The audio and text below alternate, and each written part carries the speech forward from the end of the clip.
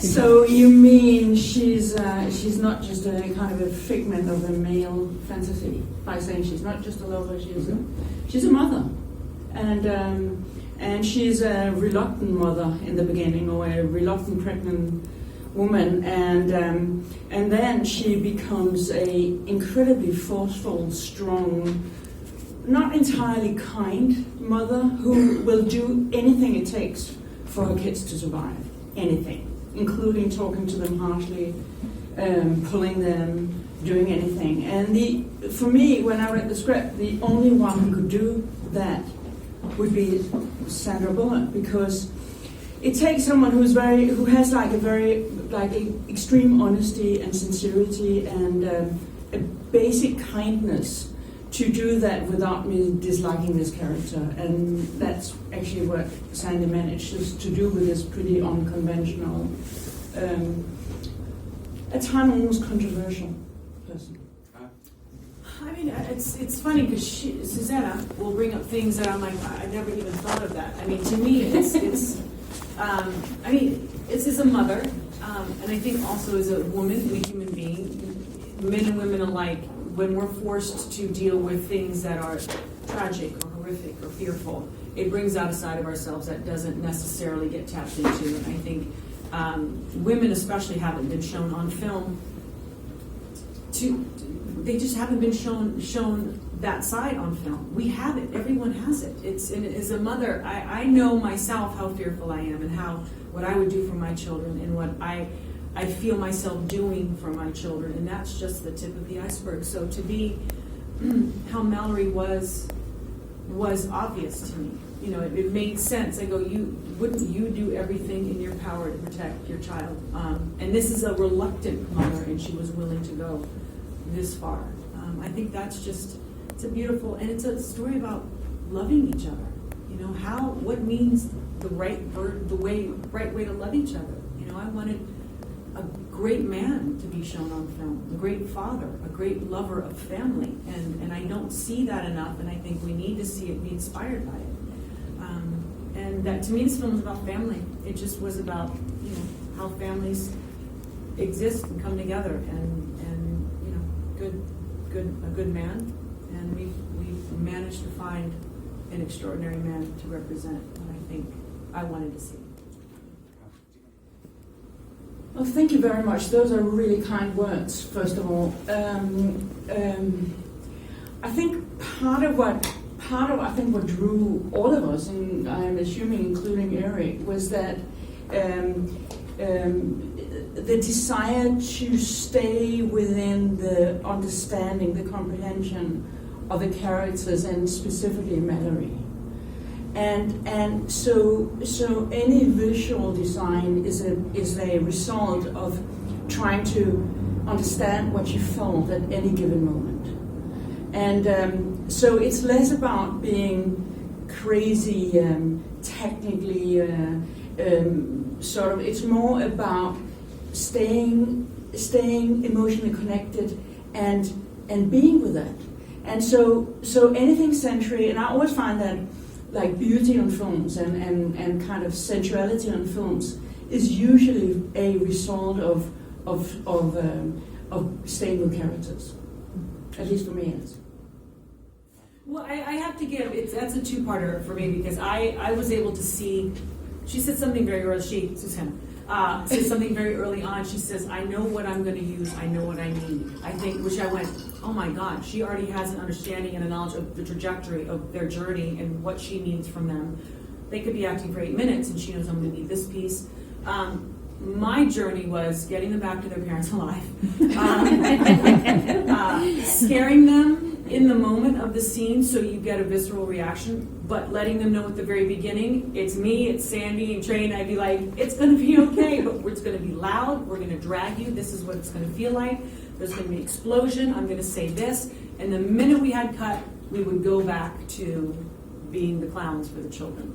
And I think they got that pretty quickly. But Vivian, she's a feeler. Julian is a stuntman, and Vivian is a feeler on level. She There was a moment we had to have that gunshot scene. Remember that, just when we're eating the Pop-Tarts, and just the idea that there was going to be a loud blast that she didn't know and hadn't heard and didn't understand affected her so much. We had this, couldn't even roll. And you're wrangling kids. It's babysitting. It really comes down to, when is their snack coming? Have they had too much sugar? Do I need to do the scene without the kids into a mat box? And just, she was able to extract exactly what she needed to build the tension and the emotion, and that was Susanne. I was just there as a glorified babysitter. Oh, Right, child wrangling. But I mean, they're also really cool kids. They were also really, I mean, they actually had fun, and they enjoyed acting. They enjoyed being in somebody else's mind, even if they're tiny. They really got that, and I think that they enjoyed and they felt very comfortable with the two of you all the time. Sure.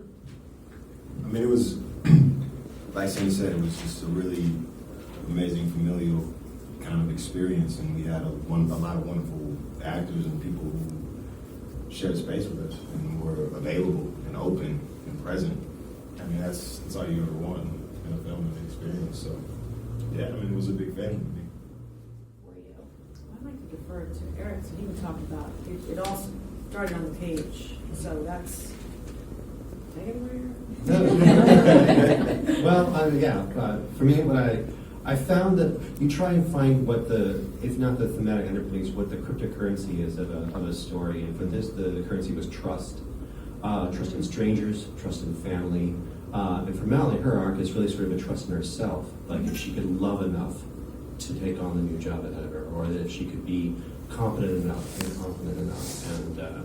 And it started with that. But I think we realized pretty soon that we wanted a larger role for Tom in the movie once we had Trevante, because why do you get rid of him? Like we wanted to have him on the scale as much as possible. And some of the other dynamics sort of came out of that. Like, it's important to listen as much as possible when you have a stellar cast, to find a way that will be integrated in material beyond what was just given you from the book. Are you asking how much gore did we want Are you from Bloody Disgusting? I don't think Netflix have any inhibitions at all. I think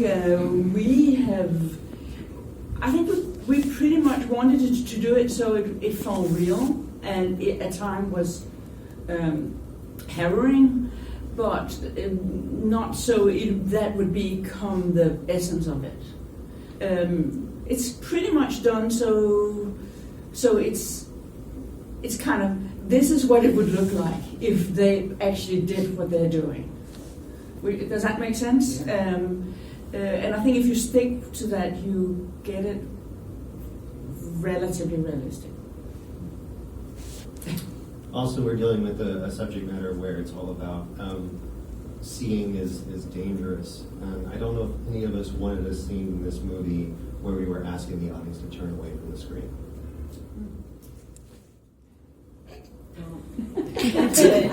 This is your question. But I saw her looking at you while she was saying, and you know, because you got ready, you did the run. We were fortunate. Sandy met with someone who was very, very well. Please. No, that was 3 words. No. I told you I said 3 words. No, it's more than 3 words. No, we were coached on the proper means in which to maneuver blind, and for me, honestly, it's kind of liberating in the sense that it was just something I hadn't done before. I mean, I hadn't done much, but it was an opportunity to step into a space that was completely new to me, and it was fun. It was liberating. Good time. That was more than 3 words. That was more than 3 words. Yeah. Thank you. We had an extraordinary coach who's not sighted, and he walked into my house and said, "Your wall is 3 feet. This wall's ceiling's about 9 feet." Took him outside. He goes, "There's a fence." He goes, "There's some kids' toys right here." I was like, how?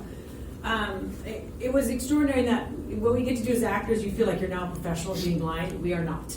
But what he gave us was the tools and the tricks that they use, the cane, the clicking, make a sound, you can hear the sound bouncing off, shuffle your feet, you hear what's close, you hear an open field, you can hear that and feel it.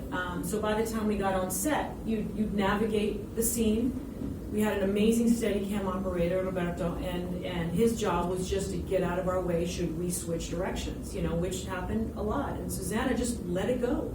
I said, if I fall, let it happen. If I hit something, let it happen, unless I stop it. And I only stopped it once, when I drew blood. and then we had we now have a few stuntmen who are seriously terrified because Sandra was just she was kind of unstoppable. But and it wasn't. I want to say I think they made sure it was never dangerous, but it was pretty daunting having Trev, having Sandra, at times having the kids. The kids had sort of semi-transparent blindfolds, but Sandra did not have any transparent blindfold, and she was literally falling in over trees and things like that. But having said that, the most important thing of the blindfold is really communicating. I mean, I think for actors, the eyes are a tool. It's like a painter's brushes, and it's a little bit telling a painter that you make this beautiful painting, but you can't use your brushes. And then how do you do? So they were literally left with communicating without the most important tool they have, which is a kind of a testament to their brilliance. That they actually, at all times, we are emotionally engaging with them, but they cannot use their eyes, which is pretty amazing. Nice question. Good question. That's awesome. So the first part of your question, this experience was, I can't come up with another word other than just frustrating and crabby. I was anxious and crabby, and I realized it was because when I was blindfolded, I'm a control freak. I didn't have the ability to control things, and I kind of like that. With this cast, you had to trust, you had to rely on the fact that I couldn't communicate to Trey when something was wrong, something was up. I hoped he sensed it and he would figure it out, and that's what happened. And because Susanna kept us all holed up in that house, I think it was by design, in that we became very sort of in tune with everyone else and what they needed, and we were sort of on sitting by when someone had a scene. Do I need to step in? Do they need me? Do they need... Just very protective over each other's journey in space, and that was nice. And then, I do something like Gravity, and I'm in a box by myself for months, flying and doing Martha Graham, and I'm pretending I see something and having an internal life, and I go, why do I keep picking things where I can't see what it is, and I have to look at it on my own? I prefer being with my co-stars and having that interaction. I miss a comedy. I miss that riffing. I miss that thing, but I got to have it, with Trey especially. We had to connect in a way that we couldn't say a lot, but you had to feel that we were bonded and that we were a family.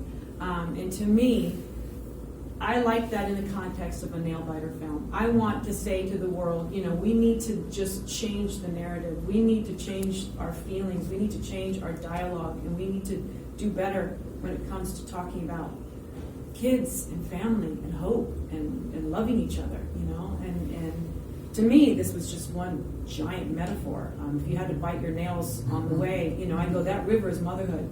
I experienced that river every morning. This morning, I wasn't a great mom. I failed, and I had the grief over my failure when I was coming to work here. And all I want to do is go to school and take my daughter and go, okay, give me a do-over. I didn't do very well this morning. But that, everyone's coming away with a different metaphor from this film, and I think it's because Eric, who wrote it, wrote things that made everyone feel something different during that nail-biting journey, and that, if you can get those two worlds together, that's a treat.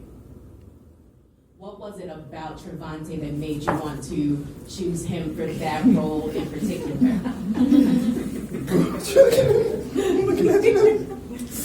Who wants to go? I enjoy telling this story. Yeah, I do too. I enjoy it. Because you just sit there and we're just like, Sandra, go. But Susanna, I'm happy to do it. I'll look you in the eye while I'm saying it. that thing of you write this human being. And in the time of the big Me Too thing and everything, you know, you get to experience a glorious man that I go, that's the man that I want. That's the father that I would want my children to have. That's the kind of representation that exists in a lot of places, but we just don't see it in films. And here it was written. And I wanted more of a love story. Susanna wanted more of a love story. I miss love stories, you know. And so she says, I want you to meet Trevante. And I went, okay. So we sat down. I mean, we were all in moonlight heaven at that time. And we sat down, and I remember where he sat. I remember how he looked, and it's how he is right now. You know, it's a human being who hears you, who respects you. You felt his connection to the ground and to the greater. There was insight, there was kindness, there was, I mean, the talent was already there. We saw that. But then you met a human being, and I go, and it's the movies. You want your leading man to be the leading man you want to just ride off into the sunset with. But you also want that leading man to be someone you go, I trust you with my children. I would trust you with my children 1,000%. And I walked away and I said, if we don't cast him, if we can't make this deal, I was very dramatic. I said, very dramatic things. She said very, very, very dramatic. Very, very, very dramatic things. But to me, I go, this is the story I want to tell. And I want this human being to be my ride or die in this process. And it's rare when you get that. Because usually you get certain pieces of the pie. I can't be the entire pie. I'd like to be a whole pie, but I'm not as a human being. But Trevante is the whole pie. And he's just did I leave anything out? Did I? No. And we work really, really well together. There's an unsaid ping pong match that happens when you just connect with somebody. And like even this press junket, I got home last night and I go, I haven't had this much fun doing a press junket, and I can't tell you how long. And it's just nice. He's a good human being who happens to have a wicked 12-pack. Yeah. And I'm done. Does that anyone add anything? No, please no. Please no. Next question. As a director, what did you love about casting and working with? Ah, stop it, Andra.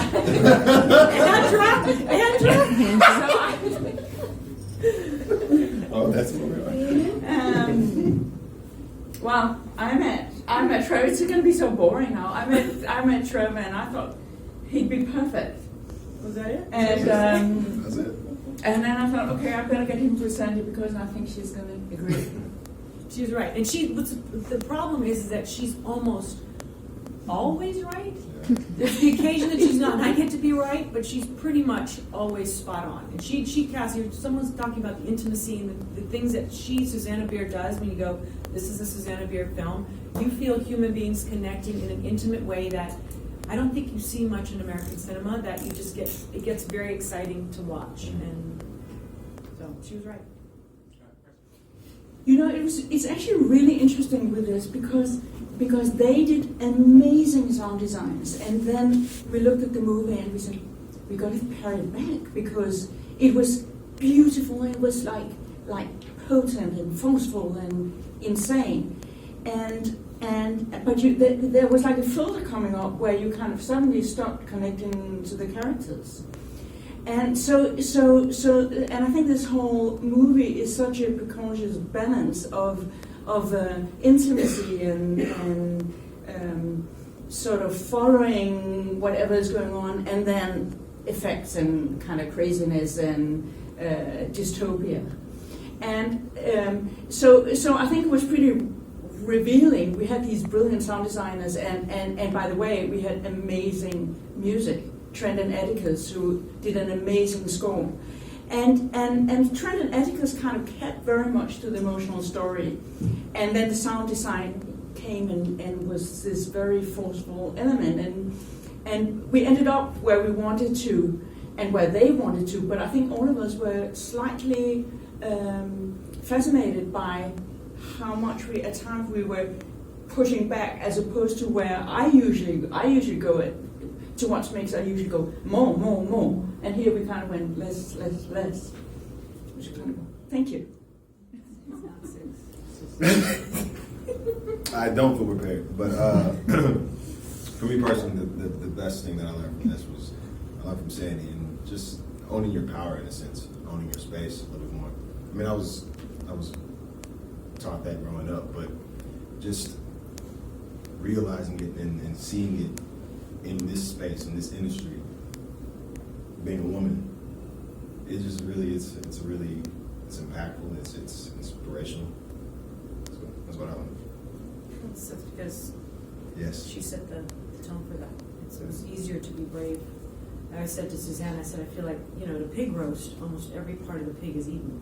I feel like this is the first time in my career that I feel like a pig in a good way, in that every part of me was used. She goes, you can't say that. You can't say it. I said, but I will say it. You just felt drained and happy at the end of the day because you had someone that allowed you to just experiment and try everything, and then she cast an ensemble that was there to support you and make you feel brave. You don't always feel brave. You don't always feel like you're allowed to try things. You don't always feel like it'll be appreciated and not sort of, that's a rare experience. So what he's experiencing from me is a rarity. It's not something that's the norm. Well, I can speak of the development of this script. It started with Josh's novel, and he never really described them in the book. He described everybody's idea of what it could be. Was never definitive about the actual appearance of our enemy. And we found over the development producers and I that every time we got even a suggestion of that, whether it's like an appendage or a particular silhouette, there was always somebody in the room saying, well, I'm not scared of that. And that sort of diminished it. So we realized that this is one of those moments where we need to not only be true to the novel, but let the audience fill in what they feared most in that space. And that made it as probably as metaphorical an enemy as possible. I mean, I think that firstly, it's very much. I mean, whatever those beings are, they tap into your deepest fear, and everybody's deepest fear is going to be different from the other ones, from the other person. And I think to kind of suddenly take upon a concrete shape in order to illustrate that becomes weak. Where the conceit is really strong, then trying to illustrate it is just kind of almost meaningless. So it would have been the wrong decision.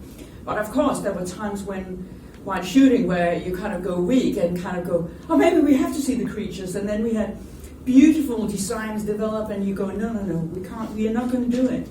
And I think it's a kind of scary choice to make, and it's a challenge, and it's challenging sustaining the tension. But I think it was the right decision right from the beginning, and I think it was kind of important sticking to that. There was a time when one of the producers was like, "No, you have to see something at some point," and it forced me to write essentially like a nightmare sequence where Mallory experiences one in the house. And we shot it. And we shot it. Yeah. And every time it came, every time kind of I came into it, and every time I did, I kind of bumped it, and I was like, shit, that's a different film. It's like, it's, yeah. And also it was like a green man, because it was like a green man, but a horrific baby face. Yeah. It was like a snake, and they're like, I was like, I don't want to see it when it first happens. I said, don't, just bring it into the room, we'll shoot the scene. And I turned, I'm like, and I turned, he's like this. And I'm like, I don't know what to do. She started laughing, and that's the whole thing. It kind of, it's so easy to become funny. And that thing we actually shot, and we actually spent a lot of energy on. And it was like every time I saw it, I was kind of, this is not going to be tense. It's just going to be funny. Yeah. And Sandy was like, don't show it to, at first she was like, I don't want to see it because she thought it was scary, and then it was like, don't show it to me because it's making me laugh. Yeah. It was just a long, fat baby that was just I'm so sorry you had to shoot that. It was it'll be in the outtakes. It was funny. it's going to be the comedy. We're going to deliver it to Saturday Night Live. I tripped a lot, and I did hit the camera. Like there wasn't any full. There was something where you hit your hand, but not anything that was full flat out. She did trip, but you did trip. Yeah. Great. And we love you.